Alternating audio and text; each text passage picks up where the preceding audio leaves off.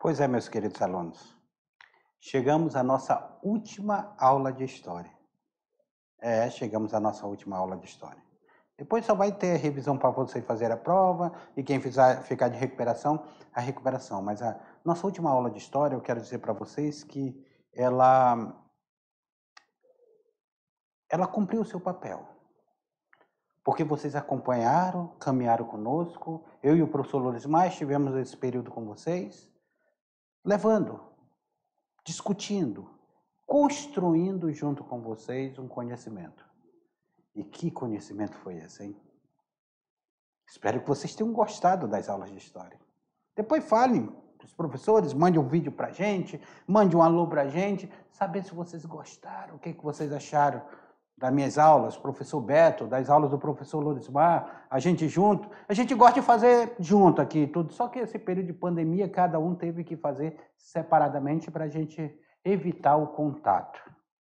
E chegamos agora à aula 52, e a aula 52, ela tem muita emoção, porque ela vai falar do momento do renascimento. Vamos falar um pouquinho mais sobre o renascimento. Que momento foi esse? O que foi o renascimento? Renascer, reviver, voltar novamente à cultura greco-romana. Aula 52 para vocês, na tela aí. Aula 52, comigo, professor João Herbert, mais conhecido como professor Beto, e com vocês também, como professor Lorismar Barroso. E aula 52, iremos falar sobre esse auge do renascimento cultural. Renascimento que vai começar no 300, 400, e agora chegamos ao quinquecento, chegamos ao século XVI. Ao cinquecento aí, ó, cinquecento, a Inglaterra, na França, em Portugal e Espanha, o mundo está explodindo dentro desse renascimento cultural. Esse renascimento que ele vai iniciar pela Itália, tá ok? A habilidade da aula de hoje, comparar diferentes pontos de vista, presente em texto analítico interpretativo sobre situações ou fatos da natureza histórico-geográfica acerca das instituições sociais, políticas e econômicas. Aí a gente já dá de cara com o Cinquecento, auge do humanismo. Humanismo. Lembra que nós falamos sobre esse humanismo? O homem se voltou para si. O homem, ele disse, se eu fui feito à imagem e semelhança de Deus, significa que eu tenho uma importância nesse mundo. O humanismo, ele defende isso. Eu sou imagem e semelhança de Deus. Então, eu tenho uma determinada importância nesse mundo. Esse mundo humanista, esse mundo que vai trazer o antropocentrismo, que vai trazer umas mudanças de pensamento. O homem começa a utilizar a razão. Ele questiona, a ciência vai aparecer. Então, é uma transformação social que nós estamos vivenciando. E uma das maiores figuras que representa esse momento é ele, Leonardo da Vinci. Na tela. Leonardo da Vinci. O Leonardo da Vinci, que ele nasce no século XV e morre no século XVI, em 1519, cara, olha como era completo esse cara. Esse cara era completo. Ele era arquiteto, ele era matemático, ele era físico, ele era engenheiro, ele era pintor. Ele usava a teca chiaroscuro escuro, ou seja, claro escuro, que consistia no jogo de luz e sombras. Jogo de luz e sombra. O barroco, ele vai pegar muito isso, esse jogo de luz e sombra, e vai fazer uma adaptação. Ele vai pintar. Olha, será que são conhecidos os quadros de Leonardo da Vinci? Santana, Mona Lisa, Última Ceia, a Virgem dos Rochedos, Criança no Útero, Gioconda, Anunciação, Anunciação. A Anunciação foi um dos primeiros quadros pintados por ele. Estava perdido esse quadro. A Anunciação. Vão achar no mosteiro a Anunciação e vão atribuir a ele. A Virgem e o Menino. São algumas obras de Leonardo da Vinci. Mas é claro, a mais imponente, a mais conhecida é ela. Mona Lisa. Essa obra enigmática. Será que ela está sorrindo? A Mona Lisa, que para onde você andar, ela vai estar olhando para você. A Mona Lisa, que ela está parada, te observando. Quantas interpretações! Filas e filas no Louvre para ver Mona Lisa. E essas obras de Leonardo da Vinci, são obras imponentes. Lembra que eu falei da Virgem Rochedo? Olha aqui, ó, a Virgem Rochedo. Aqui, rodeada de crianças, uma grande obra dele. Mas é claro, uma das obras mais fenomenais é esse mural feito numa igreja lá na Itália, esse mural pintado em ar fresco, esse mural que retrata a última ceia. Esse mural que tem João aqui, que tem os apóstolos, cada um retratando aquilo que estava sendo lido na Bíblia. Em algumas outras pinturas, o João ele estará do outro lado de Jesus, porque na passagem bíblica lá dizia que João estava deitado ao colo de Jesus. João era o apóstolo mais querido de Jesus. Paulo, que não estava aí, também que vai escrever grandes livros do Novo Testamento. E aqui nós temos os 12 apóstolos. Faltou aqui Maria Madalena, que depois a igreja vai reconhecer ela como grande apóstolo. Será que essa imagem que ficou aberta aqui não seria o local de ter Maria Madalena? Que também vai ser considerada uma apóstola? Aquela mulher que caminha também com Jesus e depois sai nas pregações de Jesus? Então, aqui, essa obra tão estudada, tão enigmática, tão cheia de teorias da conspiração. Quem assistiu alguns filmes aí trata essas teorias das conspirações, dos Illuminatis e tudo, e papapá. E aqui essa obra de Leonardo da Vinci são algumas pinturas que ele tem. Mas o cara era matemático, o cara era físico, o cara era inventor. O primeiro desenho que se tem na projeção, que seria um helicóptero, foi ele que fez. Máquinas de guerras que foram utilizadas posteriormente, ele que projetou. Máquinas agrícolas. Então, ele era inventor, ele era físico, matemático, engenheiro. Então, o cara, ele era 1001 utilidades, Leonardo da Vinci. É impressionante a vida de Leonardo da Vinci. Então, nós estamos diante de um momento que nós temos pessoas impressionantes, como ele, na tela para vocês. Como ele, Michelangelo. Michelangelo também. Michelangelo, eu particularmente, eu tenho uma paixão pelas obras de Michelangelo muito grande. Escultor, pintor e autor do afresco da Capela Sistina, lá em Roma. Pintou a criação do homem e o teto da Capela Sistina. Lembrando que ele não gostava de pintar. O forte dele seria esculpir. E ele esculpiu Pietà. Ele esculpiu Moisés de chifre. Ele esculpiu o crepúsculo e a aurora. Quando nós falamos de pintura desse homem, não podemos deixar de falar do teto da Capela Sistina, aonde tem essa imagem aqui, ó. A criação do homem. Esse dedo quase tocando, que tem uma simbologia esse dedo. O dedo de Deus está mais imponente. A partir dessa pintura que o homem começou a pensar Deus de uma outra maneira. Lembra que nós estamos dentro do momento iluminista e eles dizem que Deus está numa representação aqui, ó, do que seria um cérebro.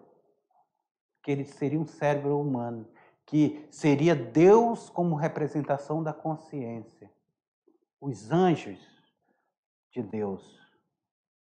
O claro e o escuro sendo trabalhado. Adão, que ainda está em momento de criar vida. Olha aqui o detalhe do pé, o detalhe da mão, ainda está no seu despertar. É a criação do homem. Se não bastasse, essa pintura que está no teto de uma igreja, ele vem e faz essa obra. Eu queria, aluno, que vocês parassem e observassem essa obra. Uma obra que me fez chorar quando eu vi ela pessoalmente no Vaticano. Quando eu entrei no Vaticano, que eu parei, isso era uma pedra de mármore. E dessa pedra de mármore, ele esculpiu. Olha o detalhe dos pés de Jesus morto, da mão, da musculatura relaxada, a mão de Maria segurando ele. O detalhe da vestimenta, parece, quando você olha, parece que ela está vestida, mas isso é uma pedra. É uma pedra. O semblante do rosto sofrido, ele passa para a escultura. A representação de Jesus morto. Se não bastasse essa escultura, o Papa ainda contrata ele para fazer o seu túmulo. Isso daqui só é parte de uma escultura maior no túmulo. Isso daqui é Moisés, a representação de Moisés, Moisés de chifre, que é conhecido. A representação de Moisés no túmulo do Papa. Dizem que Michelangelo ficou tão impressionado com a perfeição que foi essa escultura. Olha o detalhe, olha as veias das mãos, a musculatura perfeita, a anatomia, ele estudava anatomia, o pé apoiando, o pé descalço. Disseram que ele batia com martelo na estátua e dizia: por que não falas? Por que não falas? E aqui nós estamos diante dessa obra. Eu sou impressionado com Davi. Davi, que foi uma obra que iria ficar em cima de uma igreja, não conseguiram erguer essa estátua de 5 metros e 17 de altura. Era um único mármore. Não foi ele que iniciou. Donatello e os seus aprendizes iniciam essa escultura pelo pé. Só que não foram capazes de terminar a obra. Até que o Papa contrata. Estava dentro da igreja, esse pedaço de mármore inteiro estava dentro da igreja e eles contratam Michelangelo para terminar essa obra. E Michelangelo vai e cria isso de 5 metros de altura. A perfeição do detalhe. Ela ficou muito tempo, até o século XIX, ela ficou exposta em praça pública, na frente de um castelo. Ela foi retirada, colocada dentro do Museu de Firenze, de Florença. Ela vai ser retirada, vai ser colocada dentro do Museu de Florença para preservar da natureza. Foi restaurada e tudo. Foi restaurada quando, na década de 90, um louco veio e deu uma marretada na estátua. Ela precisou passar por um restauro. E essa obra é uma obra impressionante. Impressionante. Ela que foi fotografada em 3D para fazer uma representação minuciosamente dela numa impressora 3D. Aí Moisés, Pietá, tudo isso, obras de escultura dele, de Michelangelo. Se não bastasse, o Papa chama ele para fazer isso daqui, ó. Olha isso. Gente, você chega na Capela Sistina, lembrando, essa capela aqui é onde os bispos se reúnem para escolher quem será o Papa. E depois solta aquela fumaça. A fumaça branca ou a fumaça preta. Então, aqui da Capela Sistina, nós temos esses murais. Olha aquele mural de lá. Além daquele que eu já mostrei para vocês, que é a criação do homem, nós temos ali o juízo final, a representação do juízo final. Só essa obra, só esse pedaço do juízo final já teve livros e livros escritos sobre isso. Cada pedaço da Capela Sistina aqui, ó, nós temos aqui a criação de Adão, a criação do homem. E cada um pedaço dela fala de uma passagem do Antigo Testamento. Eu, particularmente, quando eu cheguei lá, eu deitei no chão, fui aqui deitar no chão para ficar olhando para cima, para ficar admirando essa obra. É impressionante. Foi, assim, um momento de emoção muito grande. Você sai do Museu do Vaticano, entra na Capela Sistina e você dá de cara com essa obra dentro da capela. Você se assusta. Você se assusta, que é tanta obra de arte por tudo quanto é canto, que você não sabe onde parar e onde admirar cada vez mais. É uma coisa surreal que acontece. Então, nós temos aí Michelangelo. Michelangelo é sua obra. Se não bastasse, na tela para vocês, ainda aparece esse daí, ó. Volta aqui a Capela Sistina aqui, rapidinho. Deixa eu só falar uma curiosidade. Michelangelo, como eu falei para vocês, ele não era pintor. Ele não era pintor. Quando o Papa pediu para ele pintar a Capela Sistina, ele disse, por que você não chama Rafael?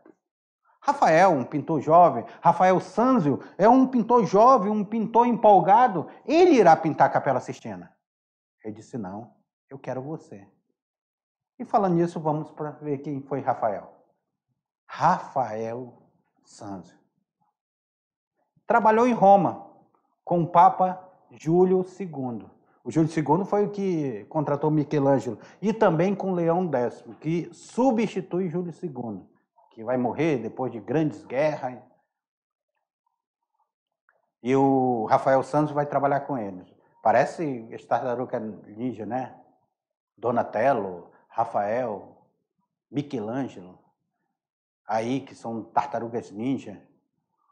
Pintou Madonna, a Escola de Atenas, a Libertação de São Pedro, a Transfiguração, grandes obras pintadas por ele. Mas uma das mais conhecidas é essa aqui. Uma das mais conhecidas, a Escola de Atenas. Aqui nós podemos ver Platão, Aristóteles, grandes filósofos aqui na Escola de Atenas. Cada uma figura dessa daqui, ó, cada uma figura dessa daqui, cada um filósofo desse daqui tem uma interpretação particular na Escola de Atenas. Cada um filósofo desse daqui, ele tem uma representação particular. Então, quando ele pinta a Escola de Atenas, quando ele pinta essa grande obra de arte aqui chamada Escola de Atenas, ele coloca no centro. É claro, nem todos conviveram, foram da mesma época, só que ele colocou vários filósofos neste momento.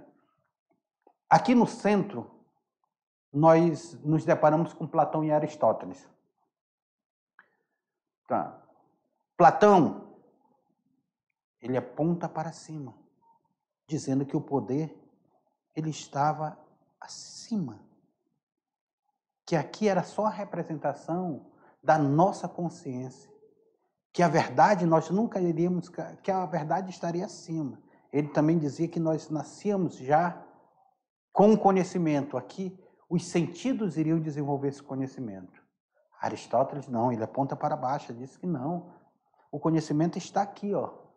Está na terra, está no chão, está no nosso meio, está dentro da nossa experiência, está dentro do empirismo. Então, aqui ele tenta representar a filosofia grega.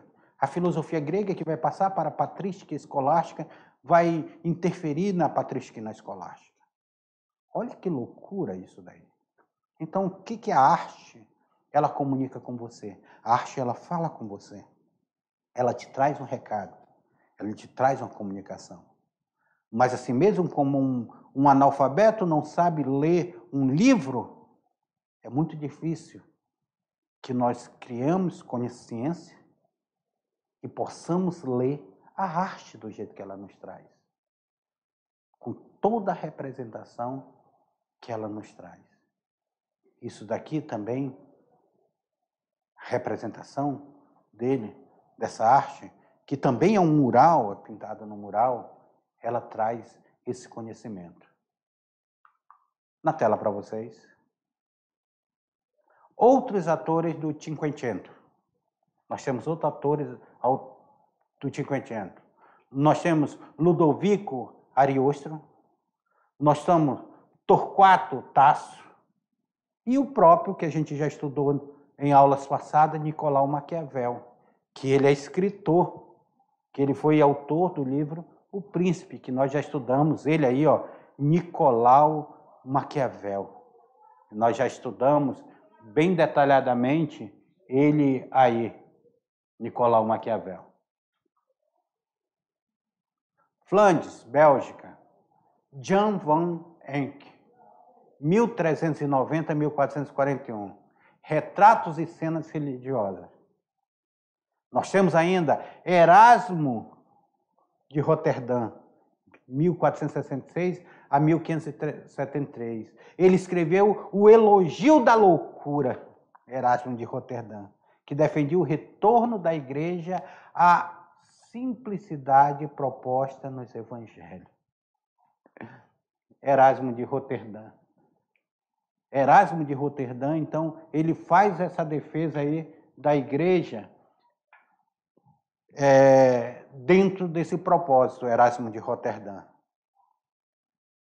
Erasmo, então, como é que essa igreja que se tornou grande oponente, essa igreja que fez, ou está dentro, patrocinando obras de arte, tudo virou um grande mecena, ele queria dizer, olha, igreja, você tem que retornar à sua simplicidade que está lá no Evangelho.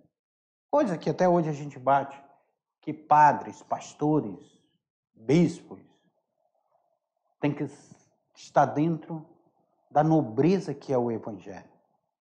Seguir a risco o Evangelho, que muitas vezes não são seguidos. Erasmo de Roterdã. Na tela aí para vocês.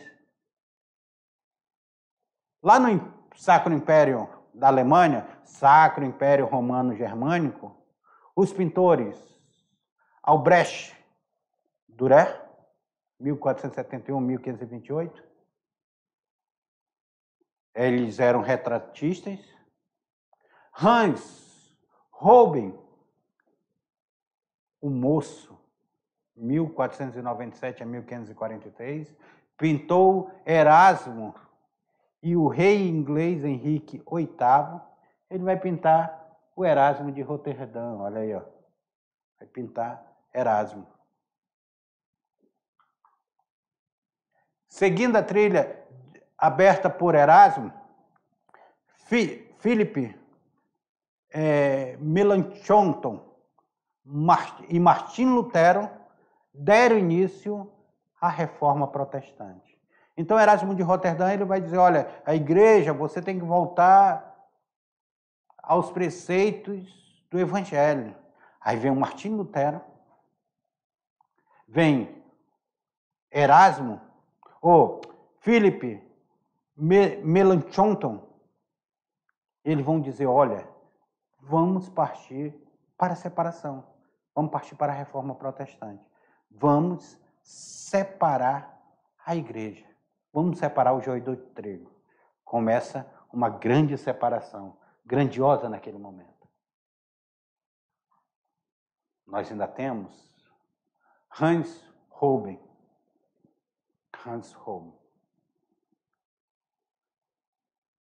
Na Inglaterra nós temos Thomas More, que escreveu o livro Utopia. Thomas More. Então, são pensadores, são pessoas que estão dentro de um processo de transformação. A Europa ela está passando por um processo de transformação. Ela está passando por uma nova encorpada. Ela está mudando na arte, ela está mudando no seu pensamento, ela está mudando na sua escrita, ela está mudando na sua teoria. Tudo isso está acontecendo na Europa. Tudo está sacudindo a Europa. E aí chega o cara e revoluciona o teatro. Ele vai revolucionar o teatro, ele vai revolucionar a comédia, ele vai revolucionar o drama, a tragédia. Isso do teatro, sabe de quem eu estou falando? Imagina de quem eu estou falando aí. William Shakespeare.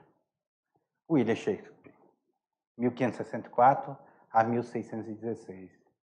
Vai escrever um drama romântico mais famoso e mais representado de todos os tempos, em teatro, filme, livros, adaptação, readaptação, Romeu e Julieta. Quem não conhece a história de Romeu e Julieta? Se não bastasse, na tragédia, ele escreve Macbeth e Hamlet. Vai escrever em forma de tragédia. No drama histórico, ainda trabalha com drama histórico. Ele escreve Ricardo III e Antônio e Cleópatra. Outra obra fabulosa dele. Sonhos de uma noite de verão e o mercador de Veneza. Tudo desse cabra, William Shakespeare. 1564 a 1616. Então, nós estamos diante da arte do teatro, da arte da escultura, da arte da pintura, da arquitetura, porque nós vamos ter grandes arquitetos. As grandes obras precisam de grandes arquitetos. Estão mudando o pensamento. Nós estamos diante de uma reforma protestante, que está mudando também a Igreja Católica. Está mudando a concepção dentro da Igreja Católica. Tudo isso dentro desse período do Renascimento, da passagem da Idade Média para a Idade Moderna, está acontecendo.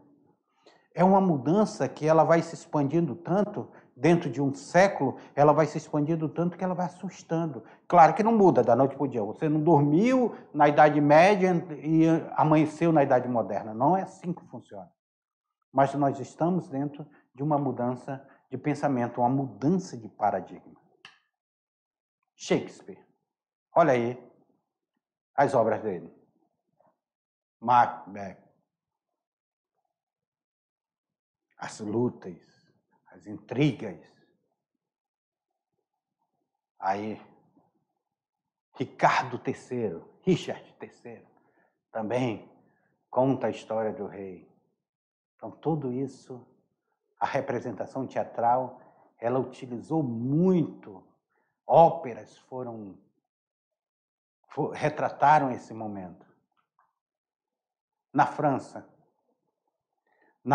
nós temos a literatura de François Rabelais, também final do século XV para o século XVI. Perceba o que isso está acontecendo entre o século XV e o século XVI. Escreveu Gargantua e Pantagruel. Sátira que criticava os costumes da época, a tirania. Essa Pantagruel fazia essa crítica aí. E na filosofia. A filosofia, nós temos esse gênio, Michel Montaigne. Escreveu ensaio. Literatura feita a partir dos livros clássicos. Vai pegar os livros clássicos e vai escrever ensaio. E como falamos de François Rabelais, olha ele aí, ó, 1495 a 1553. E na Espanha, professor? Na Espanha nós temos esse Miguel de Cervantes Saavedra. Iniciou quase junto com a Península Itálica, que a Espanha ela vai iniciar esse momento, porque a Espanha ela inicia dentro do século XVI também essas mudanças. E Miguel Cervantes, ele escreve um dos maiores clássicos também da literatura chamado Dom Quixote. Ele narra as desaventuras de um nobre fidalgo por leitura de novela de cavalaria, as novelas cavaleirescas. Dom Quixote, grande inimigo dele. Dom Quixote, Sancho Panza aí, ó. Grande inimigo dele seria o Moinho. Dom Quixote de la Mancha, de Miguel de Cervantes Saavedra. Então nós temos aqui. Mas também tivemos em Portugal. Em Portugal nós tivemos um grande escritor. Navegar é preciso navegar. Luís Vaz de Camões. Tivemos Francisco de Sá de Miranda, em Portugal. Mas o Camões é o que é mais conhecido dentro da literatura, porque ele vai escrever Os Lusíadas, que era um poema que narrava as conquistas marítimas lusitanas. Olha aí, Luís Vaz de Camões. Imagina, Portugal está partindo. Portugal está partindo para as grandes navegações. Portugal está partindo para as grandes aventuras. E os Lusíadas, ele tenta retratar essa aventura. Como seriam essas aventuras do mar? Navegar é preciso navegar. Como seria essa conquista dessas novas terras? Como seriam essas aventuras dessas pessoas que se jogavam no mar?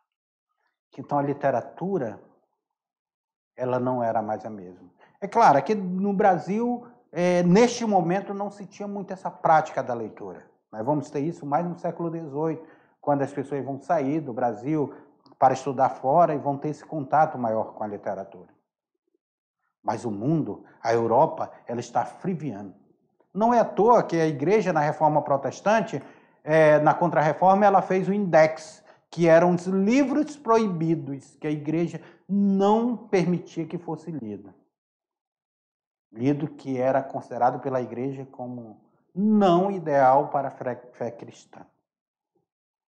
Então é essa a mudança que nós estamos vivendo. É essa a mudança que nós vimos na nossa aula. Meus queridos alunos, a gente chega ao final dessa aula, com essa missão cumprida, e com um dever com vocês. Porque nós iremos dar continuidade até o dia que vocês forem fazer o Enem. Quando vocês terminarem lá o 3º ano, que forem fazer a prova do Enem, nós estaremos com vocês.